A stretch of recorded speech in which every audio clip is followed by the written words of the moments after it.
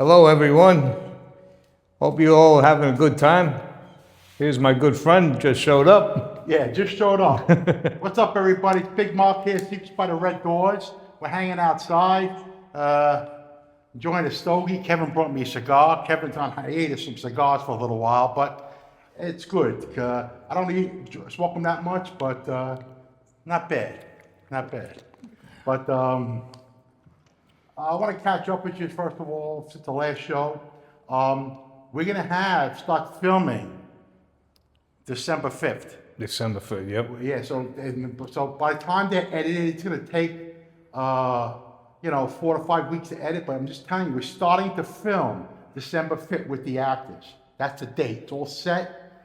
Be prepared. It's going to be great. Second of all, it says, I was watching what we would tape last week, and a lot of guys love the horse racing shit, but, we got a lot of horse racing stuff, right, Kevin? Oh, my God.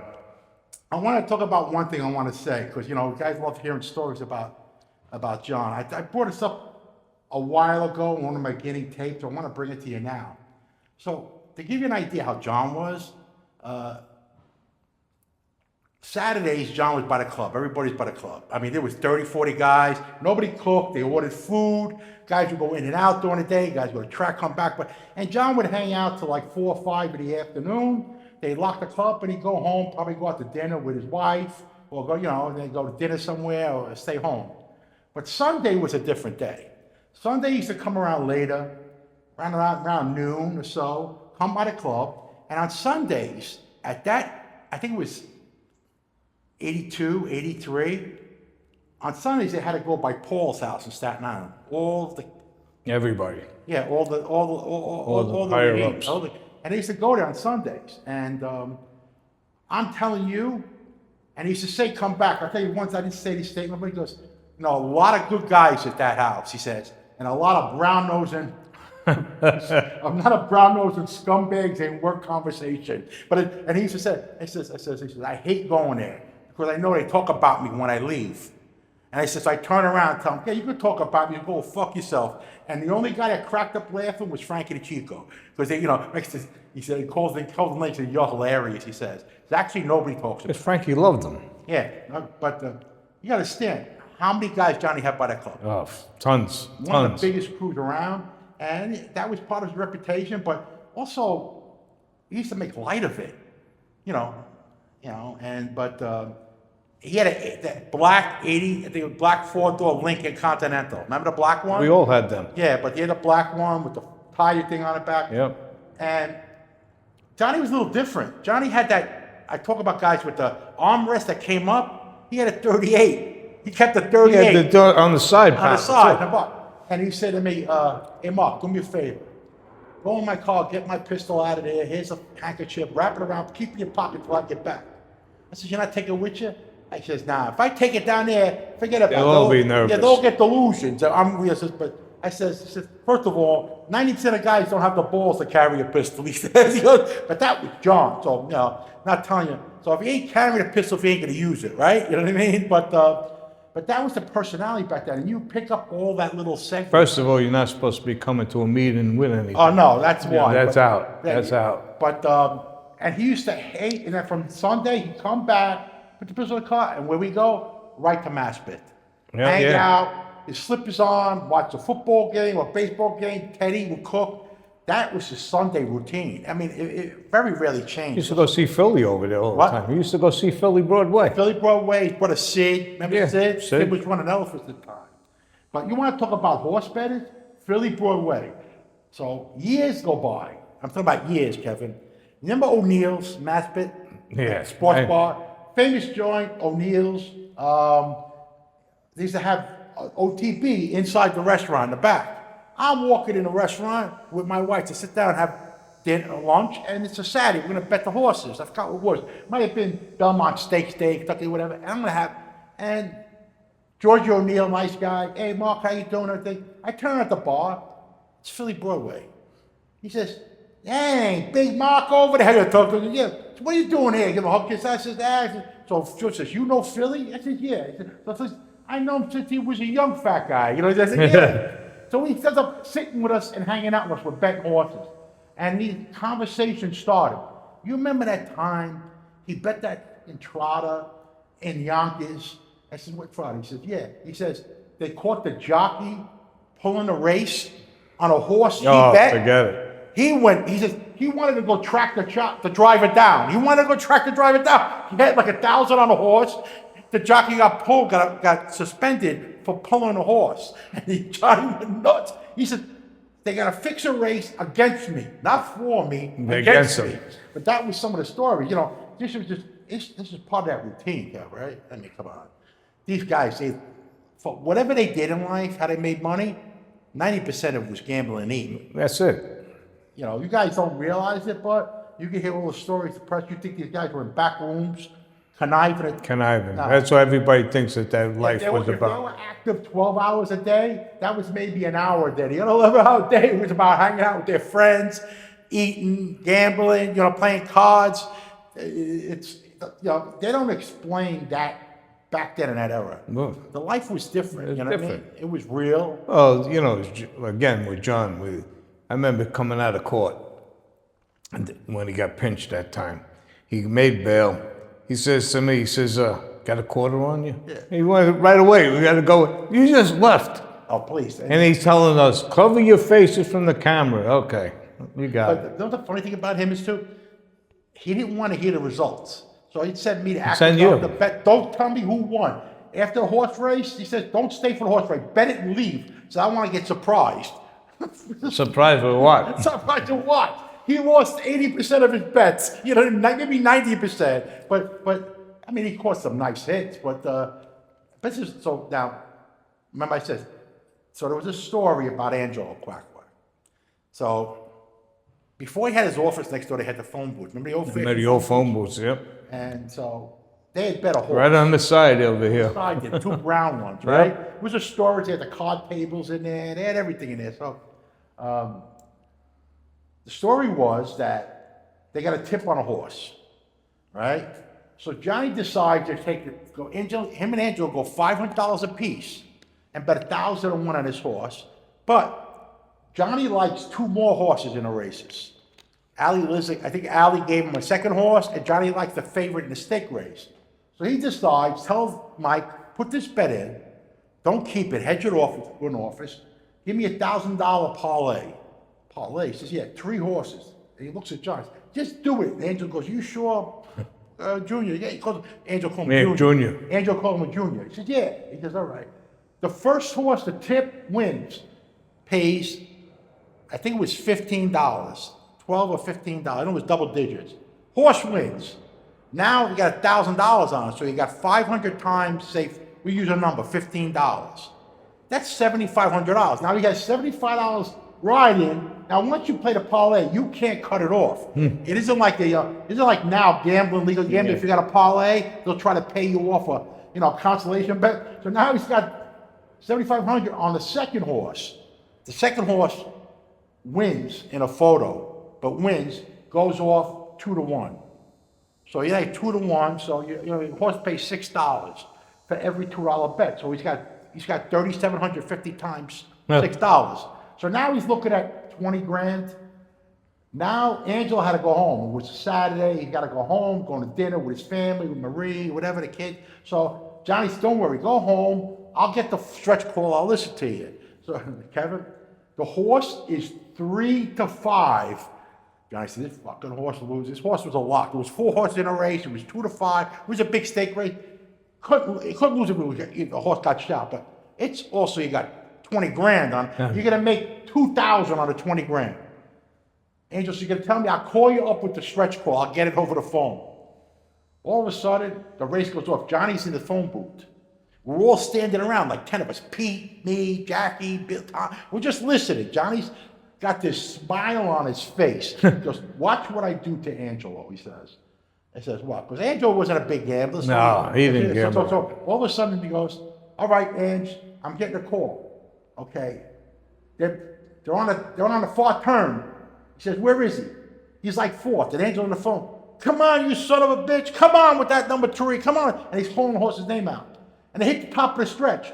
Where is he, John? He's like 4th or 5th. He didn't make his move yet. You son of a bitch, 22,000 to win on you. Come on. Yeah, Johnny's teasing him. He says, Ange, they're at the 8th hole. Now he's 3rd, but he's still 3 lengths back. He's closing. I don't know if he's going to make it. I can't believe it. Wait a minute. And Angel's screaming on the other end. Wait, they're coming. 16th hole is closer. They're at the wire. Photo finish, Ange. And we hear the phone drop. Angel starts screaming, I can't take it. I got to go sit down. He's shaking, $20,000 to win on a horse. And Johnny holds the phone with laughing hysterical. He says, the horse won by 6 lengths. He said, I just wanted to drive him nuts. That's nuts. But that's insanity, the fun insanity. So, Well, Johnny was always a funny but that person. was like that, you Yeah. know, even sports bets, card playing, you know that. I mean, you guys could play gin.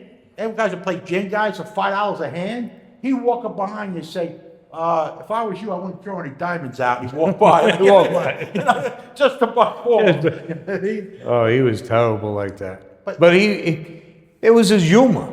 Yeah. That's how he was. Yeah, you know, good. a lot of people, you know, used to say, oh, you know, can't talk to him. Yeah, you could talk to him, talk about anything. Yeah. You know, the other thing was, you said Sundays going by the other guy's house, right? But on Saturdays, it was many times me, him, and Willie used to go to the other guy by O'Neill's house. Oh, yeah, sure. On Saturday. Because, you know, but the first stop was, got to stop at Richfield's. Go get his clothes. And he used to go to cemetery. Oh, yeah, See his that son was every loyal. day. That was loyal. Every That was day. loyal He'd all go the sit there time. by himself, right? He'd go by Yep. himself. Very shame. Go see even if he had somebody in the car, he'd make him wait in the car. He'd go sit by himself. Yep. You know, but the funny thing is, you know, and then he'd leave there, and an hour later, his personality would go back to normal again. He knew how to, you know, a lot of guys, you know, like, you know, listen, I'll be honest.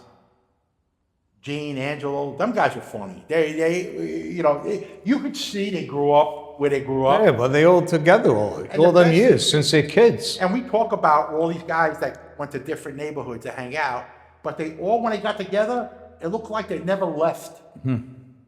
Yep. I don't care if he was wearing $3,000 suits. Johnny was a Brownsville boy, born in the South Bronx. You know, he loved it. The guy would say he loved the notoriety. Listen, let's be honest. They didn't leave him alone. No. But I was telling Kevin one time a story about, last week I talked about Mikey Gal and Tony Lee. Mikey Gal had psoriasis real bad, right? He used to bleed through his shirt. He used to come there with a cigarette, and he'd be scratching, standing in front of the club. Johnny would come, hey, Mike, you want to stop spreading your dirty skin all over the neighborhood? but so that event, every day in here, you're going to see when we start filming, John would walk into the club 90% of the time by himself. Yeah. Nobody drove him Nobody at that time. drove him, man. Johnny would pull up in the house, park in front, or, you know, and get out and walk into the club. And before they built this office to come here, and then they had the little office across the street, the Across the construction street. office. But, you know, and, I mean, listen, let's be honest. How many guys did you know from different neighborhoods? No. Tons, Right? tons. He used to even come over there all the time. How many crazy characters? A lot of them are nuts. A lot of them were nuts. They were also... But you know, all the nuts came right back to here. Yeah, right here. Yeah, all the nuts converged here. But you know, so when guys, if you weren't old enough, like me and yourself, you had to be here to leave. It was no pressure hanging out here. No. They didn't put pressure on it. Listen, you want to go earn money, you need a job, we're gonna give you a job, make guys earn. I never seen they put guys to earn. A lot of Card game, people. A quarter sheet, you know what I mean, a card game, whatever. It wasn't like, you know, you gotta Even bring driving in- trucks. What? Remember Cementos? Yeah. Yeah, everybody. Go to Cemento. Go get a job. Yeah, well, because, you know, the guys think, well, you know, you got to go earn money and kick it up. Johnny wasn't like that No. originally. You know, he just liked company. He liked a lot of people around him. But he watched who he had around him too. Well, you of know. course, you know. And but, you know, if he, like you said one time before, if he liked you, he liked you. You know, me, he used to get in the car with me. He used to tell me some crazy things. Let's go do this. Are you crazy? You're well known. You know. and could he drink? You ever hear? You know, you talked about Maspet by the bar by Philly. And then you talked about O'Reilly's there. Yeah. You know, You ever hear? What do you call, what's the name of the joint? They made me forget already. Well, you know what I'm talking about. Well, anyway, there was a guy. I got very close to him. He was an Irish guy, Red Hubert. You ever hear Red Hubert? He was such a nice guy, but he had a problem with his skull and stuff. They kept on going in there and everything. When he used to meet me at a place called Patsy's, he used to tell me, "Hey Goomba, you think I should go take this other operation?" What a tough old man, though. I miss the guy, but he was. I can't even think of that name of that place again. You just mentioned it before. What's that? Georgia, And Philly Broadway used to always go there because it was right there in Maspet. but not Kelly's. It's No. I know. I just had it on the tip of my tongue. Now I lost it. Yeah. Must be a cigar you gave me. Maybe Yeah, I don't someone know. else lit it. I don't know. Yeah, there's something in it. Don't worry about it. You know, but these are guys. Even Red was such a good guy. You know, but turn around, he was around. You want to go in any information? Go to Red. Red knew everybody. Everybody. Them guys, yeah. But you know, he loved Johnny too. He used to come by Johnny. But you know, that's a funny thing about John. You talk about what makes a leader. A leader makes guys follow him. That's all. To me, that's what makes a leader. I don't care who you are, but just a leader of men or boys. I don't care what life you are. President of a company, you owner of a construction company. You make guys want to work for you. You make guys want to be around you. You want to make guys be loyal to you. Listen. Well, that's the way it's supposed to be. You know, Johnny would say, "Hey, listen, go with him. You go see a guy, smack the motherfucker around till he fucking apologizes." I didn't know what it was for. You didn't ask. You went, you know, and you went with like Roach or, you know, Willie Boy or anybody like that, you know. But And everybody used to, I told you the story with Joe Panza. Joe Panza had a problem in Brooklyn in Sheepshead Bay. I had a case. Joe Pedro was a lawyer. And John turned around, told Joe Panza, "Hey, I got a guy, he'll go do it." He asked me to go do it. I said, "Yeah, I go do it." You know, and turn around, what he called. That's how I got to know Joe Panza. Yeah. Little guy. You need 2 oxygen bottles because, you know something, he knew every judge in Brooklyn. You know, you have a case in Brooklyn, Joe Panza will handle it. Yeah. But Meanwhile, I had Mike Corio. Mike Corio, I was ready to go. I told you. Queens. I was ready. No, he had Queens. Yeah. But I had brought Mike in Brooklyn who wanted to give me 7 years on that case. I said, all right, I'll take it. You know, I was dead.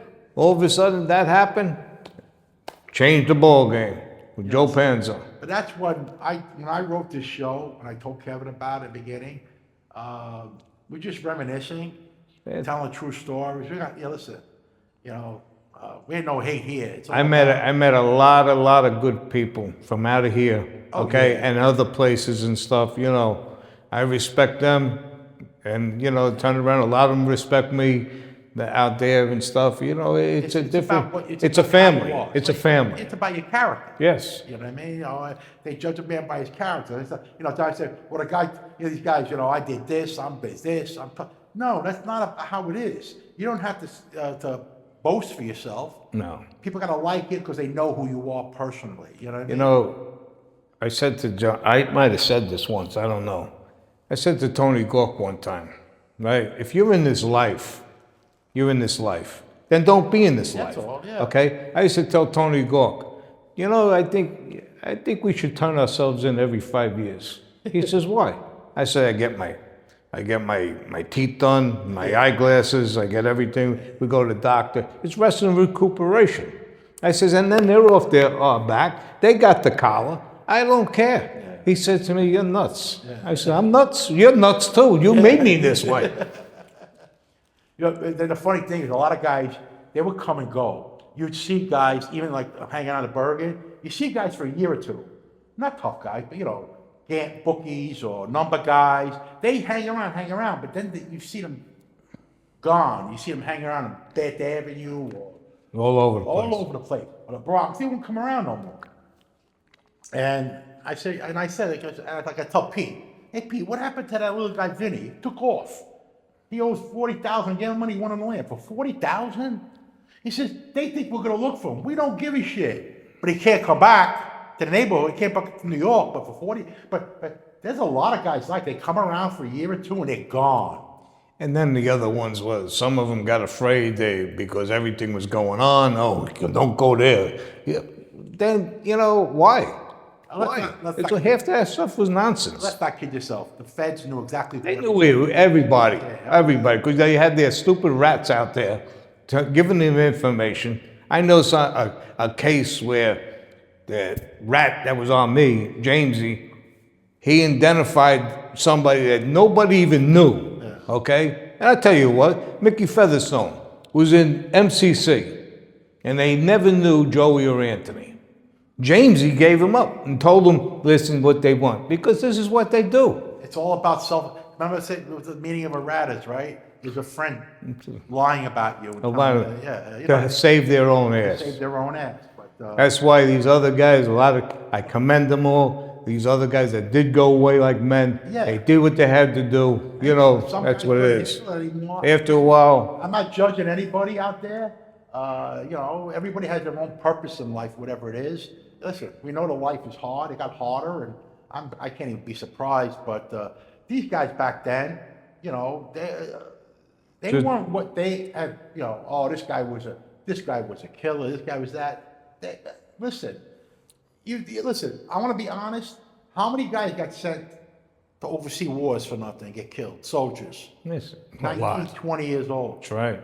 I mean, I'm not talking about World War II. That was, a serious situation. Look at Vietnam War. That's the way of humanity, I think, right? It's like humanity takes advantage of people and their power. But, like I said, I left that because I chose to leave. You know what I mean? I thought, I don't want to raise a kid. Some people can't make the decision. They can't have an independence to them at all, Kevin, for some reason, But like I tell the people out there, I'll show because we go back till the 80s. What about the neighborhood in 101st Avenue? Anywhere I went, they knew you were not only from there, but you were a respected, associated with them. I never saw stuff like that. Walk in a store, get treated first. Hey, how you doing? Everybody was friendly. You didn't shake nobody down, unless you were Fat Bob. But I got his name, Shakedown Bob. He's Shakedown Bob, but I tell you what, he was good at it. Whatever he did, he got away with years. But in the neighborhood, from Ozone Pizza to the restaurants to going across Bay Boulevard, we used to walk. I never forget that time. It was Gene, Joey, little Jackie. They go eat. Come on. Every once in a while, take somebody to eat in Villarusso's.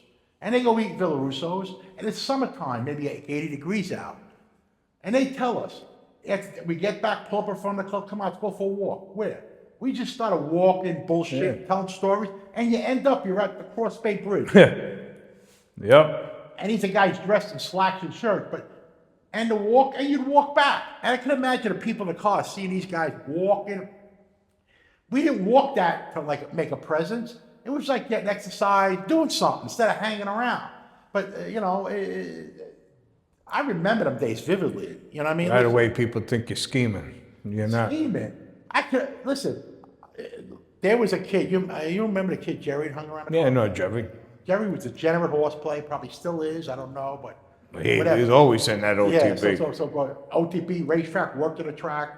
But I remember a kid that would gamble day and night. I don't know how you do that. Some people love horses that much. Is he still around? No, he's not still. I don't listen. I hope he's not. I hope he's alive and everything. But I think he is. I think he lives down here somewhere. But two off the. But those there was guys like that. Jimmy Irish started betting horses. Jimmy. And Jimmy Irish couldn't read a racing form in his life, but he'd sit there, chain smoking his Marlboros, with his 14th cup of fucking coffee with milk, and picking out horses and names. Run around the patio. When Jimmy was like, what do you call that? Pigeon-toed? When you walking. Now Jimmy was slender, tattooed up. Jimmy was a good guy. Jimmy was a real good guy, loyal guy, but Jimmy was also a tough kid. I've been tough. We got sent on a lot of, straighten out some problems together. But he would bet the horses, go see Patty the bookmaker, go to OTB, and he'd bet, give me 4-2, $4, this one $2, me $5. He bet. Yeah, he didn't bet a lot of money. You know, he bet a lot of money, but he got into betting because John or somebody else sent him to put a bet in.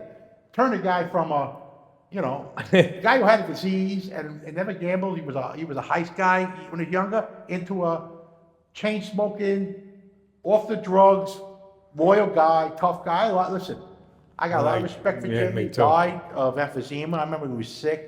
But Jimmy always, and you know, and John took care of him. Everybody around him, even Pete, they treated him with respect because he was a good guy. What about Redbird? Was Redbird Redbird was around in the beginning, early '80s. Redbird was from Providence. Did he play the horses? I don't remember. I know Johnny met Redbird. His name was Richard Gomes. They met him from Providence.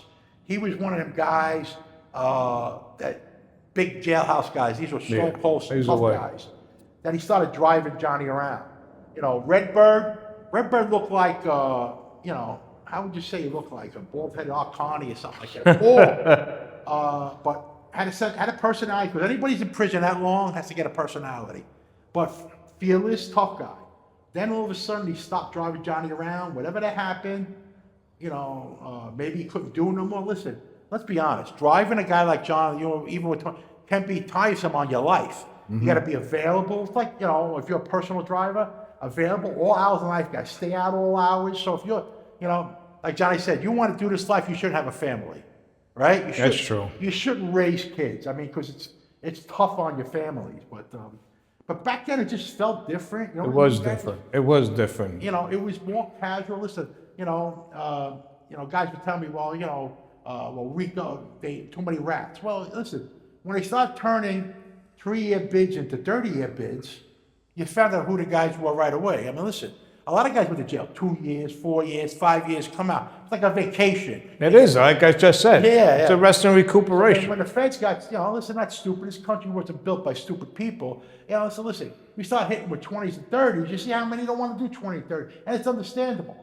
Listen, you don't want to go to jail? Then don't do it. Don't do what you're going to do. You know, you could be Johnny, and you could be a friend, you know, a friend, hang around, play cards, eat, and tell stories. That's fine, you know. So it wasn't like they forced people to do anything, you know. But the funny thing is, if you walked down 101st Avenue, right, and Johnny would come by, get out of the car, and go, listen, there's a pizzeria on 95th Street on the corner.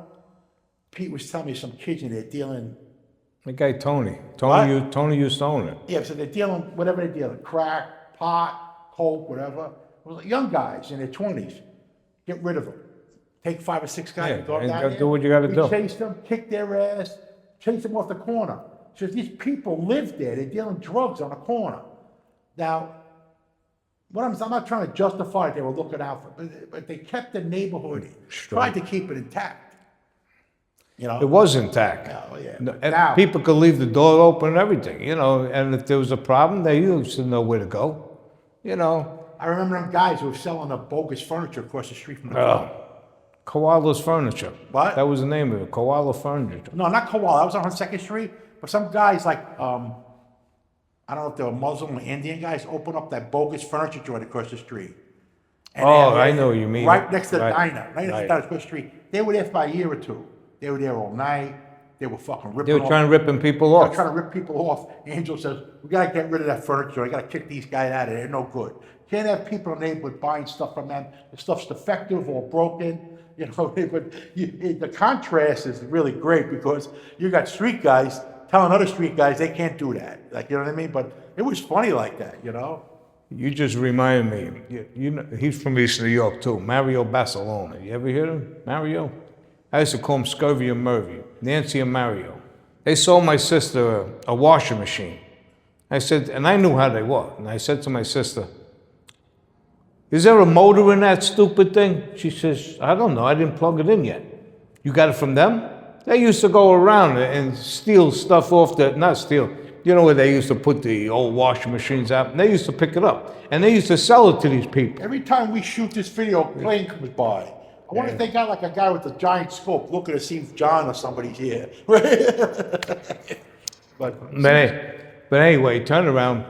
Sure enough, I open it up. They turn around. There's no motor in it. But I said, what are you doing? You know, I want to get it. You know what it was? You remember Margie? Yeah. That was his daughter. Margie, Mario, Yeah, I was the remember other him. brother. I remember the time in the club, Willie's little, they had the poker game going on. In the big club, the New York club, of course, Utica, not the little office. When we had the yeah. They're playing poker every night. The guy Joe and them, they ran a poker game, and so all of a sudden, Johnny Dynamic. Remember Johnny Dynamic? Johnny Dynamic. Listen, you want to talk Had the- about he was a little nice skinny guy, though. He was a nice guy, had a lot of money, but Johnny was a He had hilarious the guy. Dynamic Cotton. Dynamic cop, right? So Johnny lived in Lindenwood. I remember. Yeah. So That one day he comes Excalibur. in and he has 2 boxes. So what do you got? So I was on Kings Highway. There was a guy in the truck. And that's when VHSs, not I remember that. Not beta, the VHSs first came out. The guy had a VHS on there, they were Pioneer or Panasonic. Says they want $150. I bought 2 of them. I brought one to the club, see if Willie wants one. I says, so we turn around, we're all looking at him. Willie, I was there. you bought a VHS off a truck? He says, yeah, people were online waiting for him. He had It him. didn't even work. No, the first day he opened a box, the guy hit him a box, there was all rocks in it. There wasn't even, he opened a box, it was taped like professional.